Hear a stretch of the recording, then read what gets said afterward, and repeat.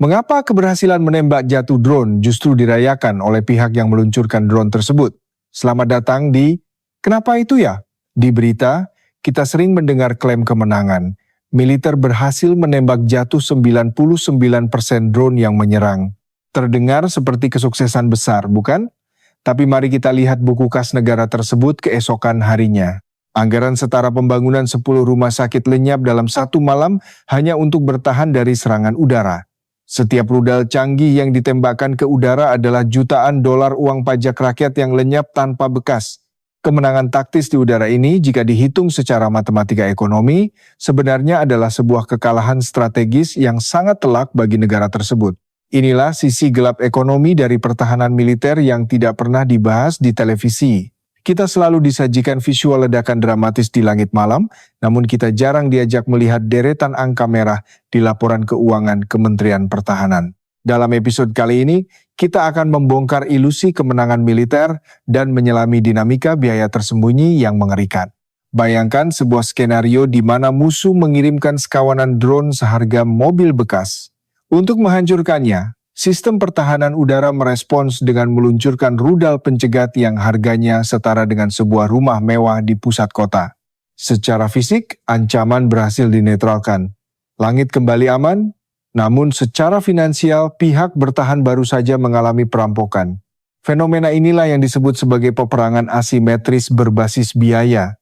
Sebuah konsep di mana pihak yang lebih lemah secara teknologi dapat membangkrutkan pihak yang lebih kuat hanya dengan memaksa mereka menggunakan senjata termahal mereka.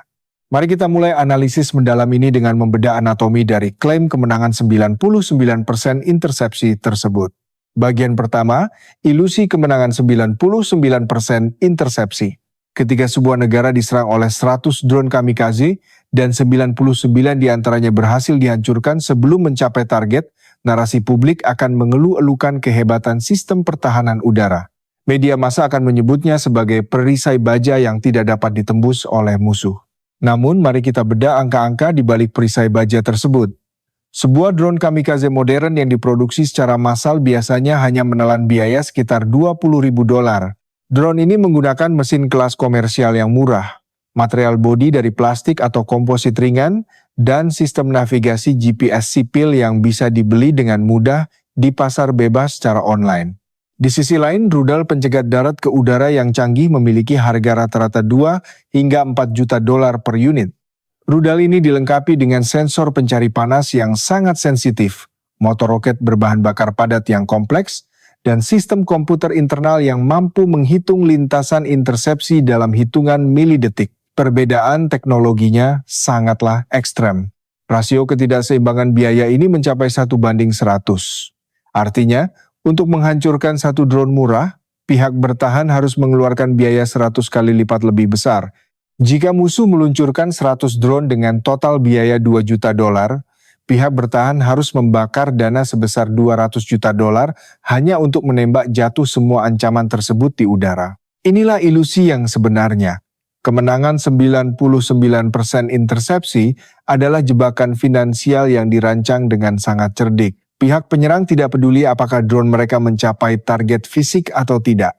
Tujuan utama mereka bukanlah menghancurkan bangunan, melainkan menghancurkan anggaran pertahanan musuh melalui proses atrisi ekonomi yang perlahan. Konsep ini mengubah definisi kemenangan dalam peperangan modern.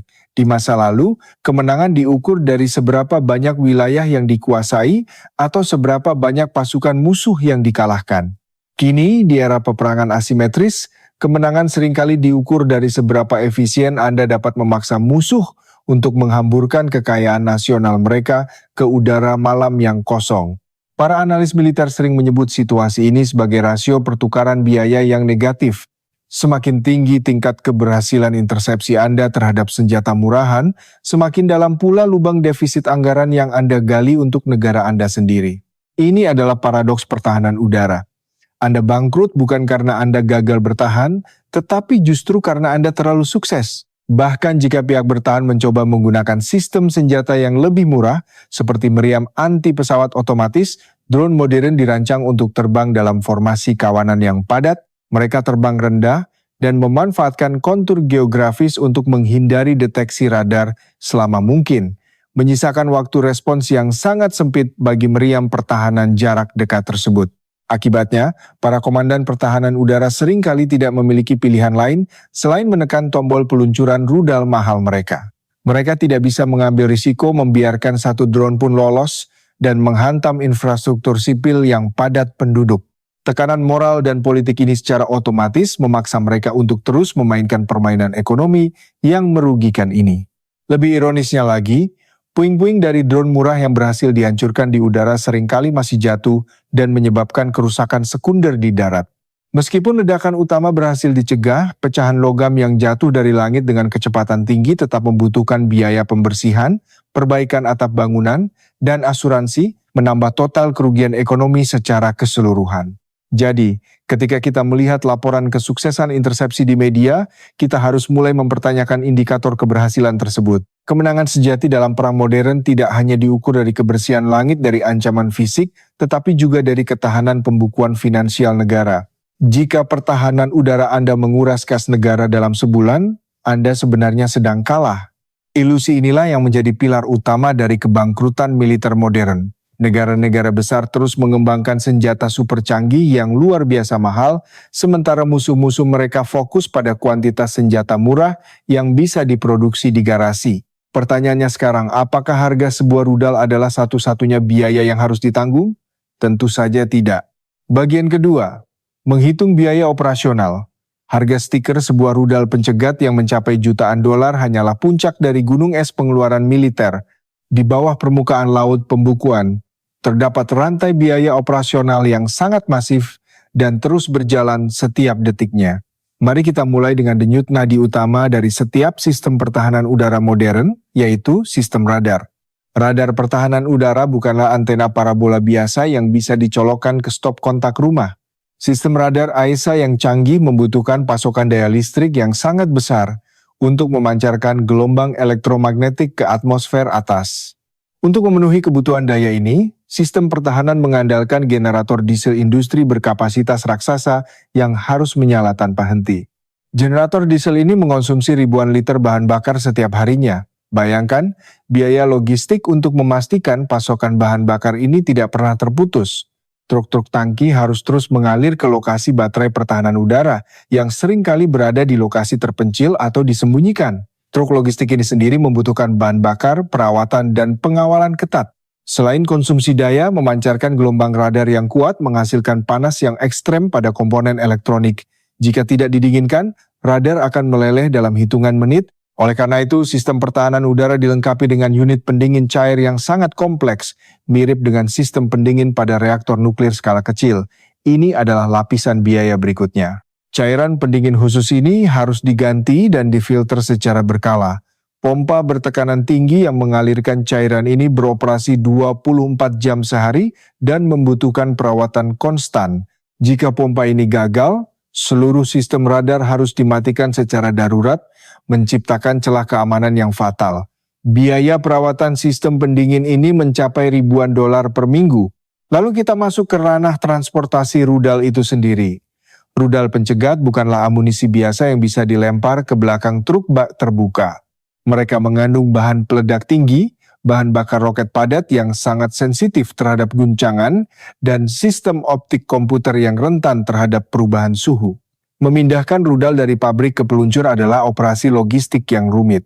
Rudal-rudal ini harus diangkut menggunakan kendaraan khusus yang dilengkapi suspensi peredam kejut tingkat militer dan sistem pengatur suhu internal.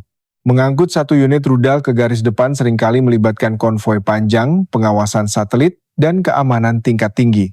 Biaya logistik pengiriman satu rudal bisa setara dengan harga sebuah mobil kelas menengah di pasaran. Belum lagi biaya komunikasi. Baterai rudal tidak bekerja sendirian. Mereka terhubung ke jaringan pertahanan udara nasional melalui tautan data satelit terenkripsi dan kabel serat optik bawah tanah. Menyewa bandwidth satelit militer yang aman dan tahan terhadap gangguan sinyal elektronik musuh menelan biaya operasional harian yang sangat fantastis bagi anggaran Kementerian Pertahanan. Semua infrastruktur pendukung ini, generator, truk bahan bakar, sistem pendingin, konvoi transportasi dan jaringan satelit beroperasi secara terus-menerus meskipun tidak ada satupun rudal yang ditembakkan. Ini adalah argo taksi yang terus berjalan argo biayanya siang dan malam, hujan atau cerah. Negara harus membayar tagihan raksasa ini hanya untuk mempertahankan status siaga. Ketika sebuah serangan drone murah datang, sistem yang sudah memakan biaya operasional masif ini baru mulai melakukan tugas utamanya. Jadi, menghitung kerugian ekonomi hanya dari harga rudalnya saja adalah sebuah kesalahan analisis yang fatal. Biaya tersembunyi operasional logistik ini seringkali menyedot anggaran jauh lebih besar daripada harga perangkat kerasnya sendiri. Musuh yang cerdas sangat memahami struktur biaya operasional ini. Dengan menempatkan ancaman di perbatasan, mereka memaksa pihak bertahan untuk menyalakan sistem radar dan menyiagakan kru selama berbulan-bulan tanpa henti. Taktik ini tidak memerlukan peluncuran senjata sama sekali, namun sudah cukup untuk menguras cadangan devisa negara sasaran secara signifikan melalui biaya siaga. Ini adalah pengurasan darah finansial secara perlahan. Namun, biaya bahan bakar dan logistik hanyalah bab awal dari buku kebangkrutan militer. Ketika sistem ini terus-menerus diaktifkan dalam waktu yang lama, fisika dasar mulai mengambil alih. Material keras mulai melemah dan sirkuit elektronik mulai terbakar. Kita memasuki fase berikutnya, kelelahan material mesin tempur. Bagian ketiga, kelelahan material atau wear and tear. Tidak ada mesin di dunia ini yang kebal terhadap hukum termodinamika dan gesekan. Sistem pertahanan udara modern beroperasi pada batas ekstrem dari kemampuan material teknik. Mari kita ambil contoh tabung peluncur rudal. Banyak orang berpikir tabung ini hanyalah pipa logam biasa yang bisa digunakan berulang kali tanpa batas. Kenyataannya, setiap kali sebuah rudal diluncurkan, motor roket berbahan bakar padat menghasilkan semburan api dengan suhu mencapai ribuan derajat Celcius dalam sepersekian detik. Semburan api korosif ini menghantam dinding bagian dalam tabung peluncur dengan tekanan yang luar biasa. Kejutan termal dan kinetik ini secara bertahap merusak integritas struktural tabung tersebut. Setelah sejumlah peluncuran tertentu, lapisan pelindung panas di dalam tabung akan terkikis habis. Jika tabung ini terus digunakan, peluncuran berikutnya bisa memicu ledakan prematur yang akan menghancurkan seluruh unit baterai rudal bernilai ratusan juta dolar. Oleh karena itu, tabung peluncur memiliki umur pakai yang sangat terbatas dan harus diganti secara berkala dengan biaya tinggi. Kelelahan material tidak hanya terjadi pada tabung peluncur. Komponen paling rentan dan paling mahal justru berada di dalam sistem radar. Radar array modern menggunakan ribuan modul pemancar dan penerima kecil yang disebut modul TR. Modul-modul ini terbuat dari material semikonduktor langka seperti gallium nitrida yang sangat sensitif terhadap fluktuasi arus listrik dan panas ekstrem. Saat radar dipaksa beroperasi dalam mode daya maksimum selama berminggu-minggu untuk melacak ancaman drone yang konstan, modul-modul ini mulai mengalami degradasi. Mereka terbakar secara harfiah satu persatu. Setiap modul yang mati akan mengurangi jangkauan dan ketajaman resolusi radar. Mengganti modul-modul yang terbakar ini bukanlah pekerjaan perbaikan yang mudah atau murah. Proses perbaikan membutuhkan teknisi spesialis dengan sertifikasi tingkat tinggi. Unit radar seringkali harus dibongkar, dikalibrasi ulang di fasilitas khusus yang bebas debu, dan diuji kembali. Semua proses ini memakan waktu berminggu-minggu. Selama masa perbaikan ini, sistem pertahanan mengalami downtime, menciptakan lubang besar di langit pertahanan udara nasional. Suku cadang untuk sistem canggih ini tidak tersedia di toko elektronik biasa. Komponen seperti chip militer dan sensor optik diproduksi oleh segelintir pabrik di seluruh dunia dengan standar toleransi yang sangat ketat. Rantai pasokan untuk suku cadang ini sangat lambat dan rentan terhadap gangguan geopolitik. Harga satu papan sirkuit pengganti bisa setara dengan harga mobil sport. Selain mesin dan radar, kendaraan pembawa peluncur juga mengalami penyusutan nilai yang cepat. Truk-truk raksasa beroda 8 ini harus menahan beban puluhan ton sambil bermanuver di medan yang kasar untuk menghindari deteksi satelit musuh. Suspensi hidrolik, sistem transmisi berat, dan ban khusus militer mereka akan aus dengan sangat cepat di bawah kondisi operasional masa perang. Ketika sebuah rudal diluncurkan, gelombang kejut dari peluncuran tersebut tidak hanya merusak tabung, tetapi juga mengguncang seluruh sasis kendaraan. Guncangan berulang ini menyebabkan keretakan mikro pada rangka baja kendaraan pembawa. Untuk mencegah kegagalan struktural, kendaraan ini harus menjalani inspeksi sinar X secara rutin, menambah lagi lapisan biaya perawatan logistik. Inilah tujuan sebenarnya dari serangan drone murah secara terus-menerus. Bukan sekadar untuk menghabiskan stok peluru kendali, tetapi untuk mempercepat proses penuaan dan kerusakan fisik dari seluruh infrastruktur pertahanan udara. Strategi ini dirancang untuk membuat mesin-mesin canggih tersebut merusak diri mereka sendiri karena beban kerja yang melampaui batas desain pabrik. Biaya kelelahan material ini seringkali tidak masuk dalam anggaran perang awal sebuah negara. Para perencana militer biasanya hanya menghitung harga amunisi. Namun ketika perang berlarut-larut menjadi perang atrisi berbulan-bulan, tagihan untuk suku cadang, perbaikan dan penggantian perangkat keras yang aus mulai menggunung, menciptakan krisis anggaran sekunder yang tidak terduga. Namun, seburuk apapun kerusakan pada mesin dan logam, ada komponen lain dalam sistem pertahanan udara yang jauh lebih rapuh, lebih sulit diganti, dan lebih mahal untuk dipelihara. Komponen tersebut tidak terbuat dari silikon atau baja, melainkan terbuat dari daging, darah, dan psikologi manusia. Kita memasuki fase keempat, krisis mental dan fisik kru pertahanan udara. Bagian keempat, krisis mental dan fisik kru pertahanan udara. Meskipun rudal terbang secara otomatis, manusia tetap menjadi pengambil keputusan akhir. Di dalam kabin kendali yang sempit dan gelap, para operator radar duduk terpaku menghadap layar berpendar selama berjam-jam. Mereka memikul tanggung jawab atas nyawa ribuan warga sipil yang tertidur lelap di kota yang mereka lindungi.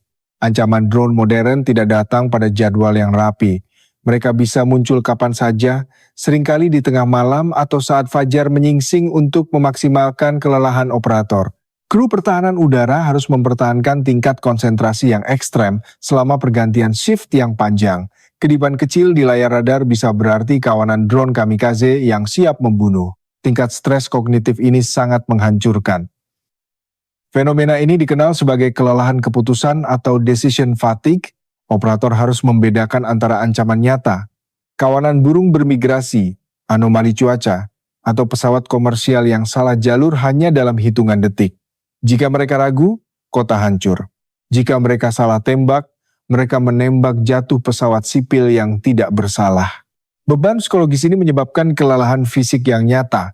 Tekanan darah tinggi, gangguan tidur kronis, dan trauma psikologis adalah hal yang umum di kalangan operator pertahanan udara di zona konflik. Untuk menjaga sistem tetap beroperasi, militer harus melatih dan berotasi banyak kru pengganti. Proses seleksi dan pelatihan operator ini memakan biaya jutaan dolar per individu.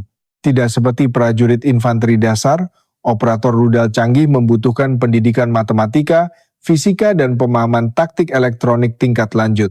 Mencetak satu operator ahli membutuhkan waktu bertahun-tahun. Ketika operator ini mengalami kelelahan mental atau burnout dan tidak dapat bertugas, negara kehilangan investasi sumber daya manusia yang sangat mahal dan sulit diganti. Musuh menggunakan taktik serangan palsu untuk mengeksploitasi kelemahan psikologis ini. Mereka menerbangkan drone murah ke perbatasan lalu memutarnya kembali, hanya untuk memicu alarm peringatan dini. Alarm ini memaksa seluruh pangkalan untuk bangun, mengenakan perlengkapan tempur, dan bersiaga di pos masing-masing. Ini dilakukan berulang kali setiap malam untuk merusak mental kru. Taktik pelecehan ini adalah bentuk perang psikologis yang sangat murah namun sangat efektif. Setelah berminggu-minggu kurang tidur dan berada di bawah ancaman konstan, waktu reaksi operator akan menurun drastis. Kesalahan manusia menjadi tidak terhindarkan. Pada titik inilah musuh akan meluncurkan serangan rudal berkecepatan tinggi yang sebenarnya memanfaatkan kelelahan kru penjaga. Untuk mengatasi masalah ini, militer mencoba mengintegrasikan kecerdasan buatan untuk membantu klasifikasi target. Namun, pengembangan dan lisensi perangkat lunak sistem otonom ini menambah beban anggaran puluhan juta dolar lagi. Dan pada akhirnya, karena alasan etika dan hukum perang internasional, keputusan untuk menembakkan senjata mematikan tetap harus dilakukan oleh manusia. Biaya medis jangka panjang untuk merawat kru yang mengalami gangguan stres pasca trauma atau PTSD akibat tekanan tugas ini juga menjadi beban berkelanjutan bagi Departemen Urusan Veteran negara tersebut. Biaya ini akan terus dibayar oleh negara selama puluhan tahun setelah konflik berakhir. Ini adalah hutang tak terlihat yang jarang dimasukkan dalam kalkulasi biaya sebuah perang. Jadi, ketika kita menggabungkan harga rudal yang mahal, biaya logistik dan bahan bakar yang masif, kelelahan material mesin yang cepat rusak, dan krisis psikologis kru yang membutuhkan rotasi konstan, kita mulai melihat gambaran utuhnya. Tagihan pertahanan udara membengkak menjadi monster finansial yang siap melahap seluruh anggaran belanja negara dalam waktu yang sangat singkat. Pengeluaran besar-besaran yang tidak produktif ini tidak terjadi di ruang hampa.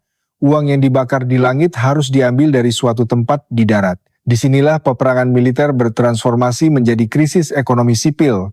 Kita telah mencapai titik puncak analisis kita. Mari kita masuk ke bagian kelima. Efek bola salju ekonomi dan bagaimana pajak rakyat terkuras habis di udara. Bagian kelima, efek bola salju ekonomi. Ini adalah klimaks dari strategi atrisi. Setiap negara memiliki anggaran tahunan yang terbatas. Anggaran ini adalah kue yang harus dibagi untuk berbagai sektor, pendidikan, kesehatan, infrastruktur, dan pertahanan. Ketika sektor pertahanan tiba-tiba membutuhkan dana darurat ratusan juta dolar setiap malam, potongan kue sektor lain harus dikorbankan.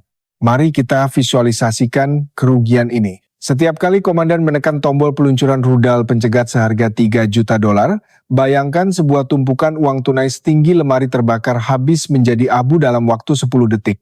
Uang itu berasal dari pajak yang dikumpulkan dengan susah payah dari jutaan pekerja kelas menengah, pedagang kecil, dan perusahaan di negara tersebut.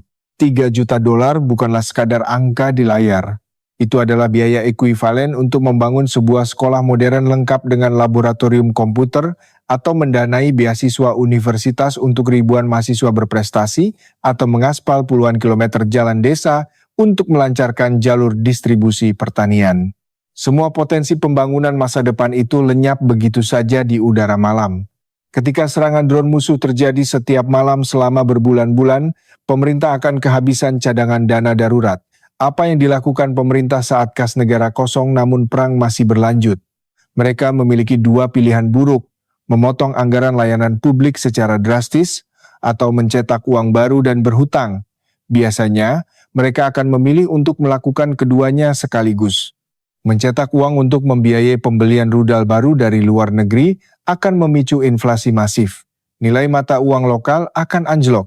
Harga bahan kebutuhan pokok seperti gandum, minyak goreng, dan bahan bakar akan melonjak tinggi.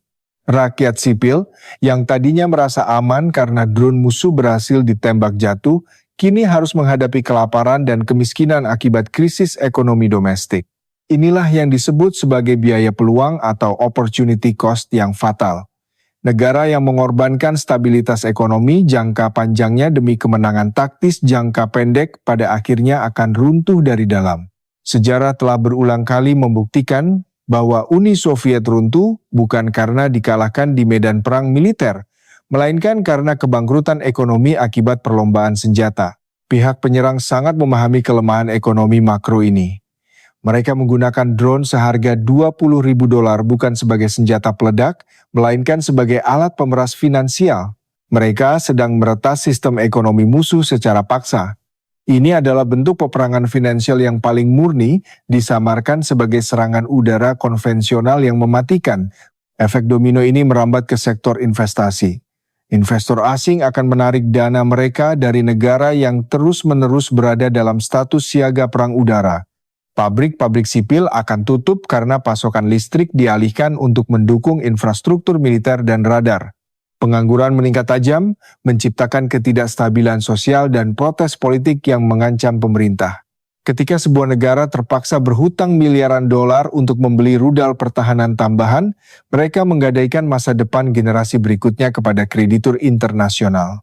Anak-anak yang sedang bersekolah saat ini akan membayar cicilan hutang rudal tersebut melalui pajak penghasilan mereka 20 tahun ke depan. Beban perang ini ditransfer lintas generasi secara tidak adil. Dan yang paling menyakitkan dari semua ini adalah pihak musuh tidak perlu mengorbankan nyawa prajurit mereka atau menghancurkan ekonomi mereka sendiri. Mereka memproduksi drone murah tersebut di pabrik-pabrik lokal menggunakan komponen sipil yang tidak terkena sanksi perdagangan. Mereka mempertahankan ekonomi yang stabil sambil menyaksikan negara musuh mereka perlahan-lahan kehabisan nafas. Ini adalah kemenangan mutlak dari strategi atrisi. Ketika rakyat menyadari bahwa uang pajak mereka habis dibakar di udara, sementara rumah sakit kehabisan obat-obatan, dukungan publik terhadap perang akan runtuh. Pemerintah akan dipaksa untuk menyerah atau bernegosiasi pada posisi yang sangat lemah. Semua ini tercapai hanya dengan mengirimkan mainan terbang murah secara terus-menerus. Namun, menghancurkan ekonomi musuh bukanlah satu-satunya tujuan dari strategi pengiriman drone massal ini. Ada tujuan militer yang jauh lebih gelap dan berjangka pendek yang mengintai di balik awan. Sebuah taktik mematikan yang dirancang untuk melucuti senjata negara adidaya sebelum pukulan terakhir dilayangkan. Mari kita masuk ke bagian ke-6. Strategi mengosongkan gudang amunisi. Bagian ke-6. Strategi musuh untuk mengosongkan gudang. Dalam doktrin militer tradisional, Anda menyerang untuk menghancurkan fasilitas lawan. Namun dalam taktik modern ini, Anda menyerang murni dengan tujuan agar musuh menembakkan senjata mereka. Ini adalah strategi spons. Drone murah bertindak sebagai spons yang menyerap stok rudal pencegat musuh yang sangat berharga dan jumlahnya terbatas. Setiap baterai pertahanan udara hanya memiliki jumlah tabung peluncur yang terbatas, misalnya 8 hingga 16 rudal siap tembak. Jika musuh mengirimkan 30 drone sekaligus dalam formasi kawanan, sistem pertahanan akan dipaksa untuk menembakkan seluruh rudal yang ada di peluncur. Setelah peluncur kosong, sistem tersebut menjadi besi tua yang tidak berguna untuk sementara waktu. Proses mengisi ulang tabung peluncur rudal canggih bukanlah pekerjaan yang bisa dilakukan dalam hitungan detik seperti mengisi peluru senapan. Ini membutuhkan derek berat, tim teknisi dan waktu yang signifikan, seringkali memakan waktu berjam-jam. Jeda waktu pengisian ulang inilah yang ditunggu-tunggu oleh pihak musuh. Ini adalah jendela kerentanan absolut bagi pihak yang bertahan. Begitu radar menunjukkan bahwa peluncur musuh telah kehabisan amunisi dan sedang dalam proses pengisian ulang, musuh akan meluncurkan gelombang serangan kedua. Namun kali ini, mereka tidak menggunakan drone murah. Mereka akan meluncurkan rudal balistik berteknologi tinggi atau jet tempur siluman yang membawa bom penembus bunker untuk menghancurkan fasilitas strategis yang kini tidak terlindungi. Taktik umpan ini sangat mematikan. Drone murah bertugas membuka pintu gerbang dengan cara menguras cadangan amunisi penjaga, membiarkan senjata pembunuh utama masuk tanpa perlawanan. Negara yang diserang seringkali menyadari taktik ini, namun mereka terjebak dalam dilema yang tidak memiliki solusi yang baik. Mereka tidak bisa membedakan mana serangan umpan dan mana serangan mematikan. Untuk menghemat rudal, beberapa komandan mencoba membiarkan drone terbang jika kalkulator lintasan memprediksi drone tersebut akan jatuh di area kosong. Namun musuh memodifikasi drone mereka agar bisa mengubah arah di detik-detik terakhir, membatalkan prediksi lintasan tersebut. Ketidakpastian ini memaksa sistem pertahanan untuk menembak jatuh setiap ancaman tanpa pengecualian. Masalah menjadi semakin kritis ketika kita melihat stok gudang senjata secara nasional. Negara-negara besar biasanya menyimpan ribuan rudal pencegat untuk skenario perang besar, namun ketika menghadapi serangan ratusan drone setiap hari selama berbulan-bulan, gudang senjata yang tadinya tampak melimpah akan menyusut dengan kecepatan yang mengerikan dan tidak masuk akal. Mengapa tidak memproduksi rudal baru saja?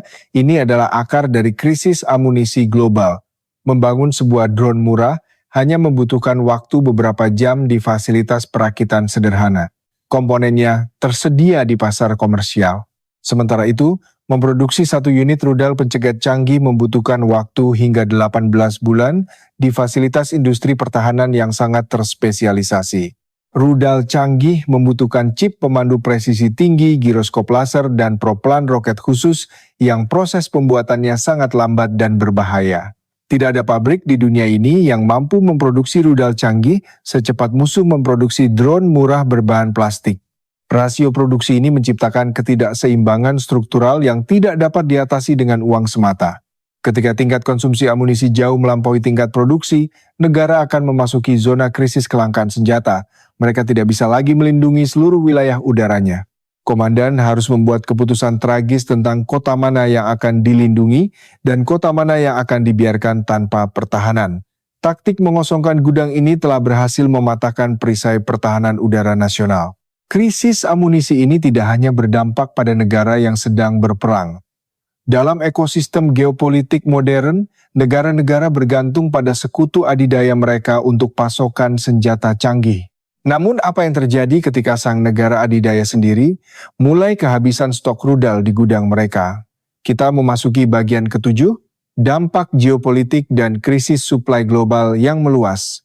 Bagian ketujuh, dampak geopolitik dan negara sekutu yang kehabisan bantuan.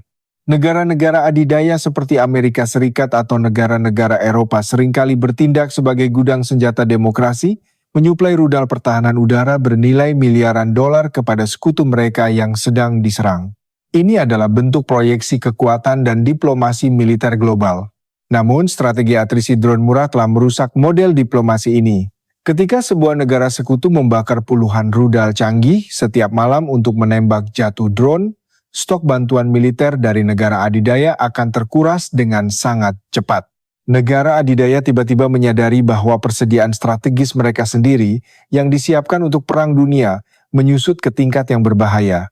Kementerian Pertahanan Negara Adidaya akan mulai membunyikan alarm. Mereka tidak bisa terus-menerus mengirimkan rudal pencegat ke luar negeri tanpa membahayakan keamanan nasional mereka sendiri.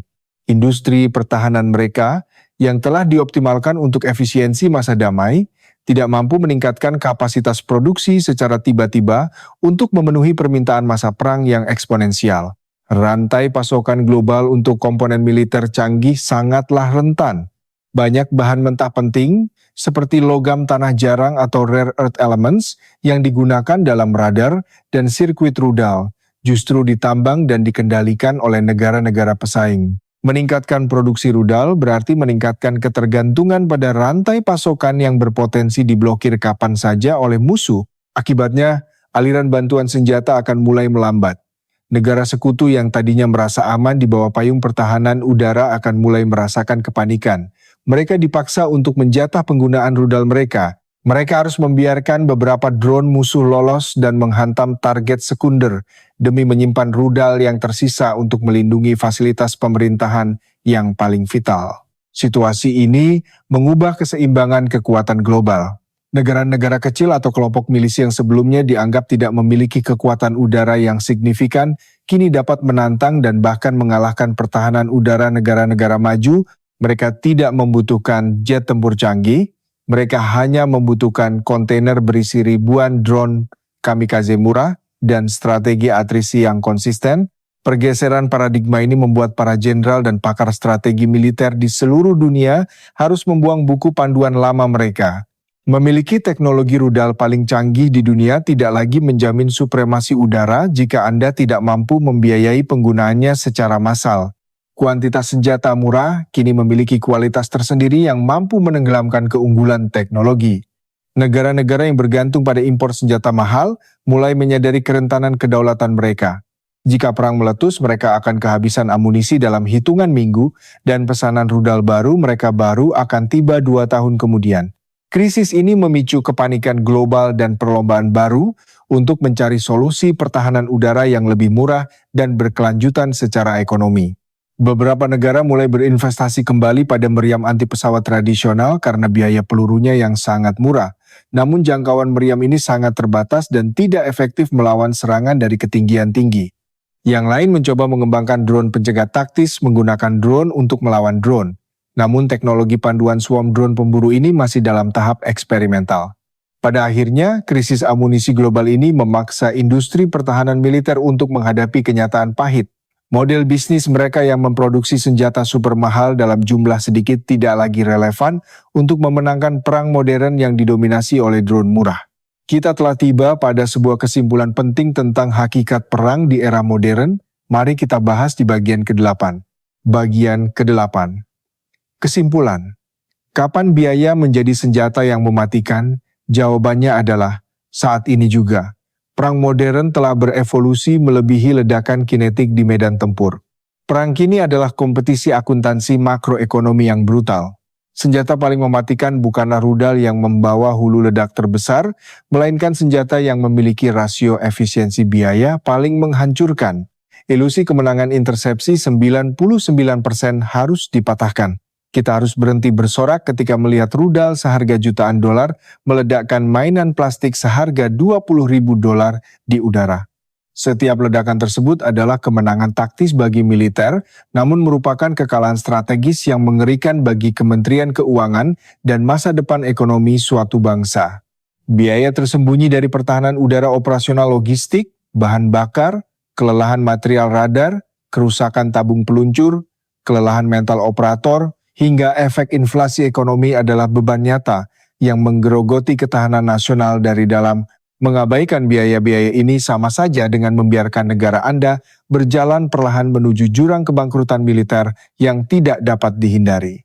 Strategi atrisi musuh yang menggunakan kawanan drone murah dirancang khusus untuk mengeksploitasi kelemahan finansial ini. Mereka menyerang untuk mengosongkan gudang amunisi Anda, memicu krisis suplai global, dan memaksa negara Anda untuk berhutang hingga lumpuh. Ini adalah bentuk perang asimetris paling sempurna, di mana kelemahan ekonomi diubah menjadi senjata pemusnah massal yang diam-diam. Lalu, adakah jalan keluar dari jebakan kebangkrutan militer ini? Masa depan pertahanan udara tidak terletak pada pembuatan rudal yang lebih besar atau lebih cepat, melainkan pada pengembangan senjata berbasis energi terarah, seperti laser pertahanan udara berdaya tinggi atau senjata gelombang mikro untuk melumpuhkan elektronik drone. Ini adalah pergeseran paradigma teknologi yang mutlak diperlukan. Sistem senjata laser menjanjikan rasio pertukaran biaya yang sangat menguntungkan. Selama generator memiliki bahan bakar untuk menghasilkan listrik, senjata laser memiliki amunisi yang secara teori tidak terbatas. Biaya untuk setiap tembakan laser hanya berkisar beberapa dolar, menjadikannya solusi ekonomi yang sempurna untuk menetralisir ancaman drone murah yang berjumlah ratusan. Namun, teknologi senjata laser saat ini masih memiliki banyak keterbatasan. Laser membutuhkan kondisi cuaca yang cerah, kabut tebal, hujan lebat, atau asap tebal di medan perang dapat menyebarkan sinar laser dan mengurangi daya mematikannya secara drastis. Selain itu, sistem pendingin untuk senjata laser raksasa ini masih sangat besar, rumit, dan rentan terhadap kelelahan material. Sistem peperangan elektronik atau jammer sinyal juga menjadi alternatif yang lebih murah. Alih-alih menghancurkan drone secara fisik, sistem ini memutus sinyal kendali antara drone dan operatornya atau mengacaukan sistem navigasi GPS-nya, membuat drone jatuh tanpa arah. Ini adalah pertahanan non-kinetik yang jauh lebih efisien secara biaya dibandingkan meluncurkan rudal pencegat darat ke udara. Namun sekali lagi, musuh terus beradaptasi. Drone kamikaze generasi terbaru dilengkapi dengan kecerdasan buatan internal dan sistem navigasi optik berbasis kamera. Setelah target dikunci, drone ini tidak lagi membutuhkan sinyal GPS atau koneksi radio dari operator. Mereka menjadi otonom secara mematikan, membuat sistem peperangan elektronik atau jammer sinyal menjadi tidak berguna sama sekali. Perlombaan senjata antara pedang murah dan perisai mahal ini akan terus berlanjut tanpa akhir. Selama ada celah dalam perhitungan ekonomi pertahanan, musuh akan selalu menemukan cara untuk mengeksploitasinya.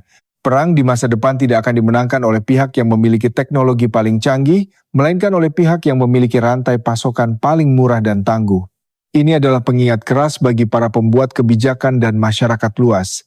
Keamanan nasional tidak bisa hanya diukur dari parade militer yang memamerkan rudal-rudal raksasa mengkilap. Keamanan nasional yang sejati harus berlandaskan pada ketahanan ekonomi, kapasitas industri lokal, dan pemahaman yang realistis tentang biaya tersembunyi dari setiap sistem persenjataan yang dioperasikan. Lain kali Anda melihat berita tentang keberhasilan sistem pertahanan udara menembak jatuh puluhan drone di langit malam, jangan hanya mengagumi kilatan cahayanya. Pikirkan tentang bahan bakar yang terbakar, radar yang aus, kru yang kelelahan, dan yang terpenting, jutaan dolar uang pajak rakyat yang lenyap dalam hitungan detik. Pikirkan tentang siapa yang sebenarnya memenangkan pertukaran malam itu. Analisis mendalam tentang ekonomi makro militer dan geopolitik perang asimetris ini memang jarang dibahas di media arus utama karena kompleksitasnya. Namun di Kenapa Itu Ya, kami berkomitmen untuk membongkar lapisan permukaan dari setiap peristiwa global dan menyajikan fakta logis berbasis data untuk Anda. Pengetahuan adalah perisai terbaik melawan ilusi narasi propaganda peperangan. Bagaimana menurut kalian? Apakah perang modern di masa depan akan murni ditentukan oleh kekuatan uang dan kapasitas produksi pabrik murah dibandingkan dengan kecanggihan teknologi tinggi? Bagikan pendapat analitis kalian di kolom komentar di bawah. Kami sangat menghargai diskusi cerdas dari komunitas Kenapa Itu Ya. Mari kita perluas wawasan kita bersama-sama melalui pertukaran ide yang kritis. Jika kalian menyukai video analisis yang menggabungkan militer, ekonomi, dan geopolitik seperti ini, pastikan untuk menekan tombol like dan subscribe ke channel Kenapa Itu Ya. Bagikan video ini agar lebih banyak orang yang sadar tentang realitas ekonomi perang yang tersembunyi. Cek juga playlist kita untuk video geopolitik lainnya. Terima kasih sudah menonton dan sampai jumpa di analisis berikutnya.